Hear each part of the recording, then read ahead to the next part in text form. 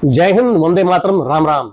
जी हाँ, हम बात करते हैं भारत और पाकिस्तान के बीच आज के जो है मौजूदा युद्ध जैसे हालात हैं उनको लेकर आज हमारे साथ मौजूद हैं कर्नल DK भारद्वाज। जी हाँ, दया किशन भारद्वाज जो किसान के बेटे हैं, किसानी भी की, खेत भी हल जोता और आज देश के लिए सेवा करें। इनके परिवार से इनके बेटे, इनके दामाद भी, इन्होंने भी भारत और पाक के साथ जो है युद्ध लड़ा, पाकिस्तानी सेना को मुंह तोड़ जवाब दिया। सीधे बात करते हैं, किस तरीके से देखते हैं आज के युद्ध के हालात को। जय हिंद सर, कैसे हैं आप? जय हिंद, आपके चैनल का धन्यवाद, आप यहाँ आए, बहुत अच्छा हूँ मैं जी।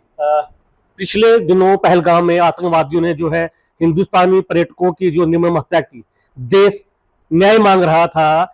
जो सिंदूर जो उजड़ा, मांग उजड़ी, वो बहनें, वो बेटियां मांग कर रही थी आखिर कब होगा बदला, कब लिया जाएगा बदला, और ऑपरेशन सिंदूर चलाया गया भारत की तरफ से और बदला भी लिया गया। किस तरीके से देखते हैं हालात को? संजय जी, पहले तो भारतीय सेना ने जो इस ऑपरेशन का नाम रखा सिंदूर, बहुत ही उचित नाम रखा है। सिंदूर जिसका उजाला जिन लोगों ने, सारे दरिंदों ने, उनसे बदला लेने के लिए सिंदूर नाम रखा गया और उनका बदला हमने लिया।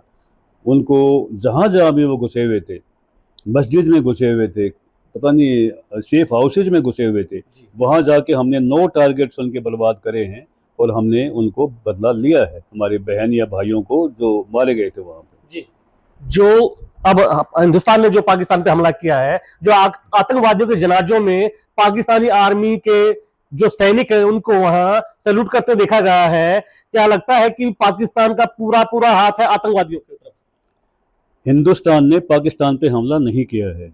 हिंदुस्तान ने आतंकवादी जो पहलगाम में के हैं, या हमें मालूम है कि आतंकवादी हैं, इंडिया का नुकसान पहुंचाया उन्होंने, हमने उनके ठिकानों पे हमला किया है। हमने किसी मस्जिद पे हमला नहीं किया। उस मस्जिद में जो अजहर महमूद का परिवार छिपा हुआ था, हमने उस पे हमला किया है और उस लोगों को सजा देना वाजिब है और जरूरी भी है। जी, अजहर महमूद का कहना है कि मैं भी मर जाता तो बड़ी अच्छी बात थी। बिल्कुल, क्योंकि उसके 10 आदमी मारे गए परिवार के। अभी जो पाकिस्तानी मीडिया प्रचार कर रहा है, बच्चे मार दिए, औरतें मार दी, ये मार दिया, आप मस्जिद में क्यों छिपे हो? हमने तो आपके परिवार को खत्म करना है। आप बच के तो कोई बात नहीं, आपका भी नंबर आने वाला है, चिंता की उसकी बात नहीं, उसकी मुराद भी हम जल्दी ही पूरी कर देंगे। जी, पाकिस्तान की आर्मी के पास कितनी और ऐसी पावरफुल जो है मिसाइल्स होंगी कि कौन सा देश है जो उसको अपने जोमिक विमान दे रहा है, और भारत के मुकाबले किस तरीके के साधन संसाधन है पाकिस्तान के पास? पाकिस्तान के जो सोर्सेज हैं सैन्य सामग्री के, 3 हैं। अमेरिका पुराना, चीन नया, और अभी लेटेस्ट आया है तुर्की बोलते हैं जिसको। तुर्की के पास जो यूरोपियन यूनियन है उसके हथियार हैं। अमेरिका ने पहले हथियार दिए हुए हैं F-16 वगैरह, जो सरिशा के साथ लड़ने के लिए दिए थे।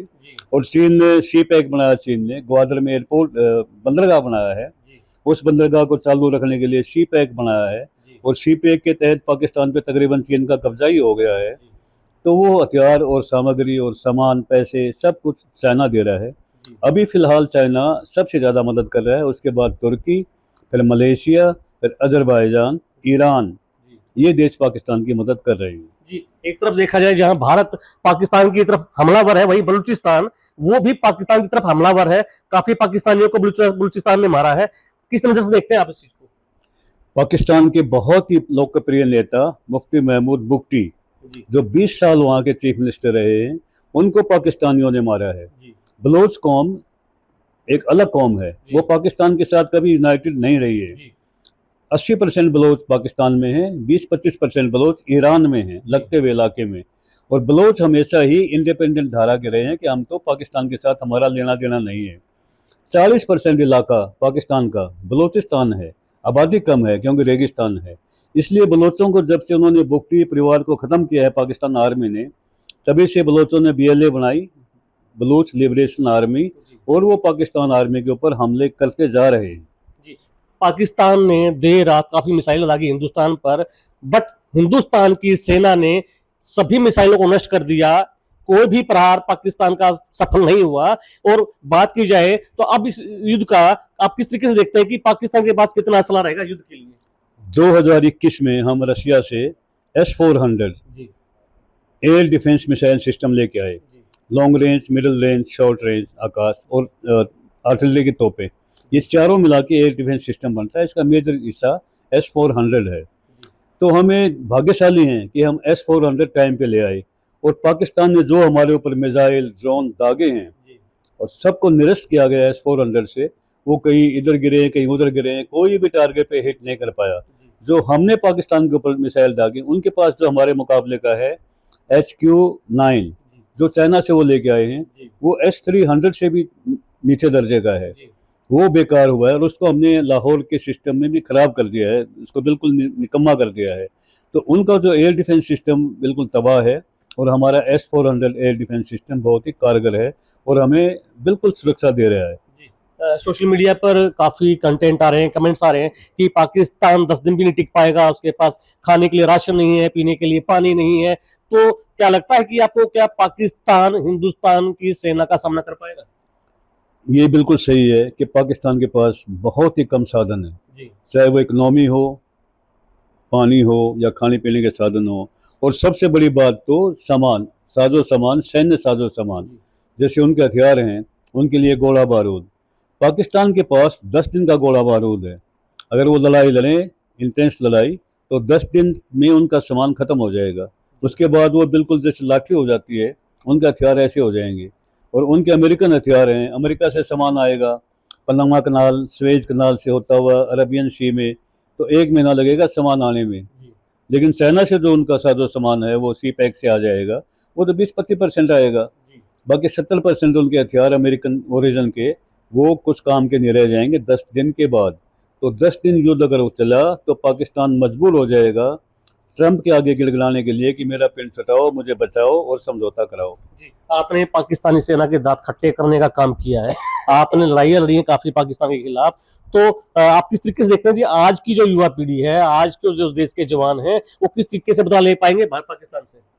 हम तो युवा पीढ़ी से यही अर्ज करते हैं और चाहते भी हैं कि देशभक्त बनो, जाति पाति से ऊपर उठो, धर्म से ऊपर उठो, देश हित की सोचो, देश के बारे में सोचो और सेनाओं की तरफ झुकाव रखो। अभी हम देख रहे हैं कि युवा पीढ़ी का झुकाव अग्निवीर के कारण सेना की तरफ नहीं है। सेना को जो अच्छे जवान हैं वो नहीं मिल रहे हैं, सेना को वो जवान मिल रहे हैं जो इतने फिट नहीं है। आतंकवादियों ने जो एक पैतरा फेंका था, पैतरा आजमाया था, एक चाल चली थी कि हिंदुस्तान में जो है मजहब के नाम पर जो है झगड़े करवाए जाए। पहलगाम में जो है लोगों से जो है धर्म पूछ के उनको मारा गया था। हिंदुस्तान की सेना में, आर्मी में कितने ऐसे मुस्लिम भाई हैं जो देश की सेवा कर रहे हैं? हिंदुस्तान की सेना में तकरीबन 1 लाख हमारे मुस्लिम भाई हैं, और वो उतने ही पैट्रियट हैं, देशभक्त हैं, जितने बाकी धर्मों के लोग हैं। ये जो आप धर्म की बात कर रहे हो, फैलाया जा रहा है, ये सबसे पहले तो हिंदुस्तान से निकल रहा है। हिंदुस्तान फैला रहा है इसको, हिंदुस्तानी फैला रहे हैं, हिंदू मुस्लिम कर रहे हैं, और उसका फायदा पाकिस्तान उठा रहा है। पाकिस्तान तो चाह रहा है कि हमारी जनता हिंदू मुस्लिम में बंट जाए ताकि हिंदुस्तान कमज़ोर हो जाए। और ये जो कुछ भाई हमारे गुमराही भाई हैं, ये हिंदू मुस्लिम कर रहे हैं, वो पाकिस्तान को सपोर्ट कर रहे हैं। 1947 के बाद देश आजाद हुआ, जब पाकिस्तान अलग से बना, उसके बाद काफी लड़ाइयां भारत और पाकिस्तान के बीच में हुई हैं, लेकिन हर बार पाकिस्तान को मुंह की खानी पड़ी है और हर बार समझौते भी हुए हैं। तो आपकी बार क्या लगता है, समझौता होगा? लड़ाई का अंत समझौता है। फर्स्ट वर्ल्ड वार हुआ, सेकंड वर्ल्ड वार हुआ, हमारे इतने वार हुए, आखिर में तो समझौता ही है, अंत समझौता है।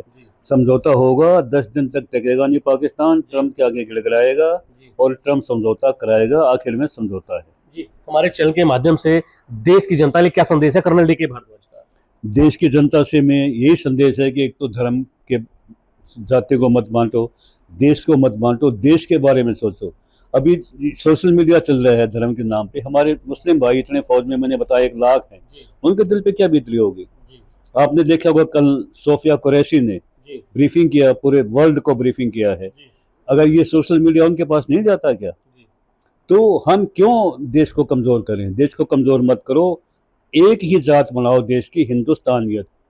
ना हिंदू है, ना मुस्लिम है, ना क्रिश्चियन है, ना सिख है।